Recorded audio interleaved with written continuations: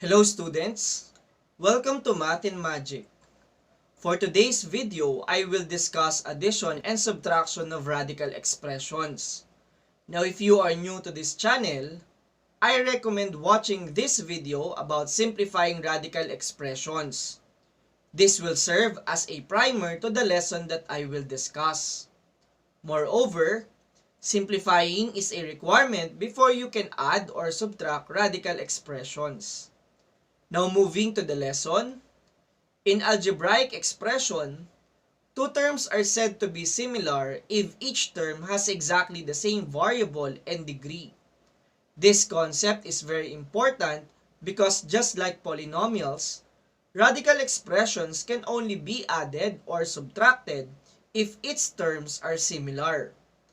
And by definition, similar radicals are radicals of the same index and have the same radicand, just like the following sets: 2 square root of x, negative 3 square root of x, and square root of x.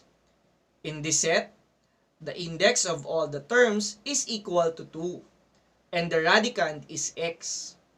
For the second set, 3y cube root of 5, negative cube root of 5, and 13z cube root of 5. Here the index is 3 and the radicand is 5. For the third set, we have square root of 12, square root of 27, and square root of 75. At first, maybe some of you would say that this set is not similar because the radicands are different. Again, this is the reason why you should know first how to simplify radical expressions.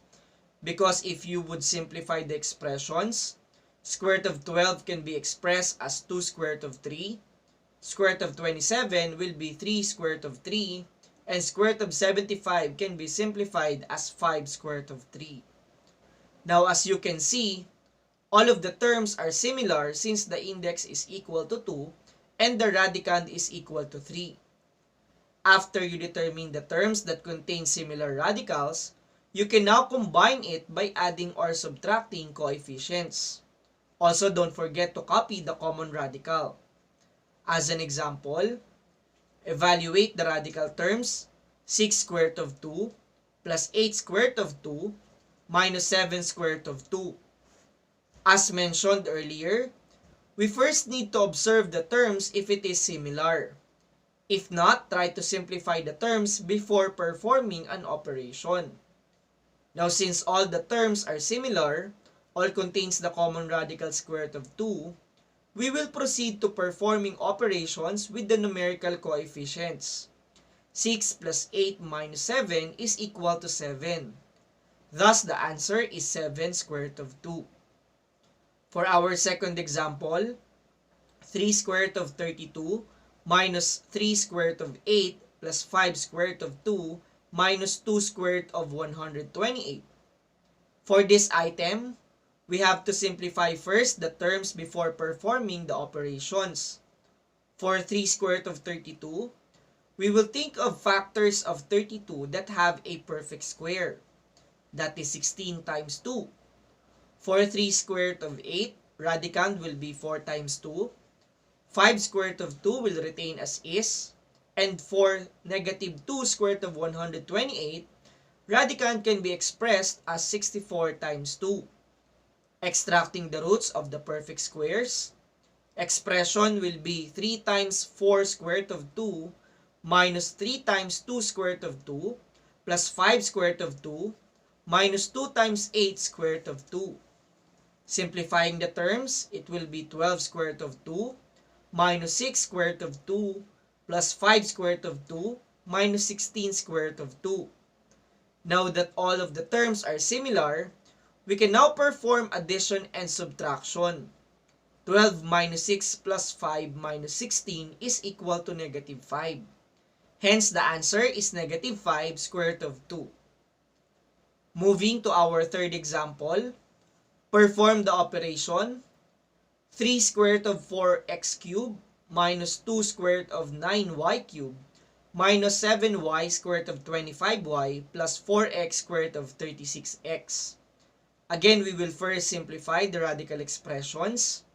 3 square root of 4x cubed can be written as 3 times 2x square root of x. Negative 2 square root of 9y cubed can be simplified as negative 2 times 3y square root of y.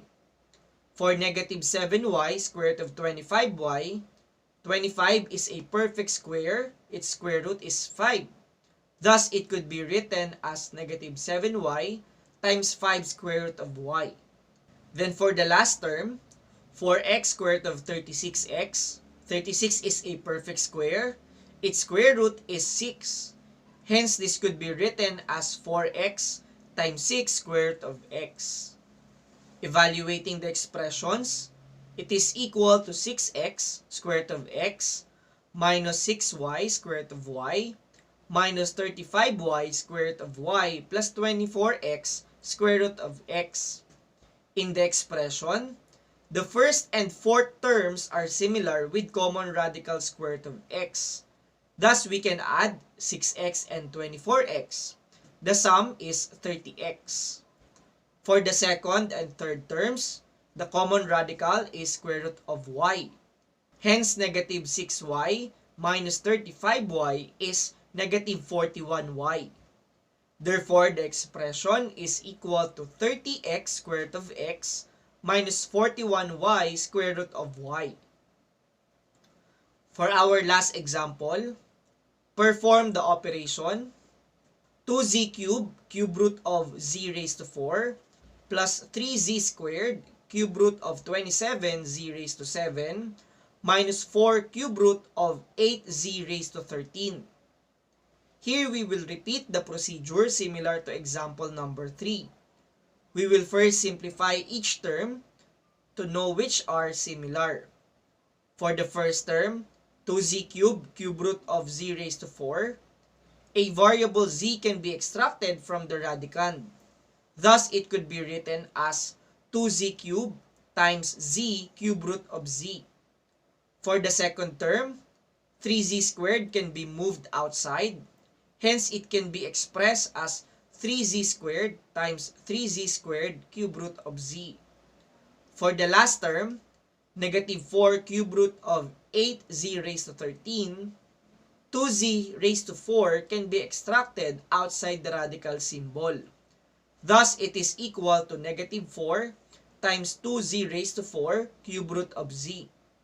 When evaluated, the expression will be equal to 2z raised to 4 cube root of z plus 9z raised to 4 cube root of z minus 8z raised to 4 cube root of z.